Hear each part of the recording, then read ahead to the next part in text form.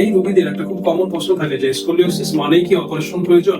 আপনি দেখুন, উনি যখন ডান দিকে পুরোপুরি কাঁধে এক্সরে করছে তখন কিন্তু আবার তার মেরুদণ্ডটি একদম সোজা দেখা যাচ্ছে, যখনই সোজা হয় তখনই দেখা যায় যে তার মেরুদণ্ডটি আবার কিন্তু বাঁকা দেখা যাচ্ছে। এই ধরনের কেস। আসসালামু আলাইকুম। আজকে খুবই একটা ইম্পর্টেন্ট কেস আপনাদেরকে দেখাবো। আপনারা যদি দেখেন যে এখানে একটি স্পাইন, হোল স্পাইনের এক্সরে আছে বা মেরুদণ্ডের একটি এক্সরে আছে। এই এক্সরেতে আপনারা দেখতে পাচ্ছেন তার যে স্পাইন বা মেরুদণ্ড এটি কিন্তু সোজা নয় এবং এটি কিন্তু এখানে বেঁকে গিয়েছে। এখানে যদি আমরা দেখি মেরুদণ্ডটি এখানে কিন্তু কার্ভ হয়ে গিয়েছে, হ্যাঁ, মানে বাঁকা মেরুদণ্ড, যেটাকে মেডিকেলের ভাষায় বলে স্কোলিওসিস। এ ধরনের বাঁকা মেরুদণ্ড নিয়ে অনেক রোগী আমাদের কাছে আসে এবং এই রোগীদের একটা খুব কমন প্রশ্ন থাকে যে স্কোলিওসিস মানেই কি অপারেশন প্রয়োজন। উত্তর হচ্ছে না, স্কোলিওসিস হলেই কিন্তু অপারেশনের প্রয়োজন হয় না।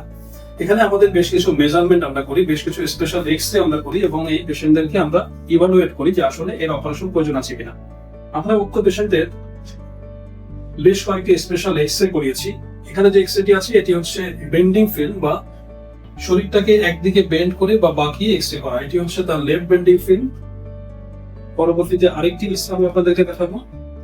এই এক্সরেটি হচ্ছে তার রাইট বেন্ডিং ফিল্ম। আপনি দেখুন, উনি যখন ডান দিকে পুরোপুরি কাঁধে এক্সরে করছে তখন কিন্তু আবার তার মেরুদণ্ডটি একদম সোজা দেখা যাচ্ছে। তার মানে কি, যখন সে বেঁকে যায় তখন তার মেরুদণ্ডটি পুরোপুরি কারেকশন হয়ে যায়। আবার যখন সে সোজা হয় তখন কিন্তু আপনারা দেখবেন যে এই ইমেজের যদি আমরা এক্সরে চেঞ্জ করি, যখনই সোজা হয় তখনই দেখা যায় যে তার মেরুদণ্ডটি আবার কিন্তু বাঁকা দেখা যাচ্ছে। এই ধরনের কেসে আমরা কত ডিগ্রি এখানে কার্ভেচার হয়েছে বা কত ডিগ্রি স্কোলিওসিস হয়েছে সেটাকে আমরা কব অ্যাঙ্গেলের মাধ্যমে সেটা মেজার করি।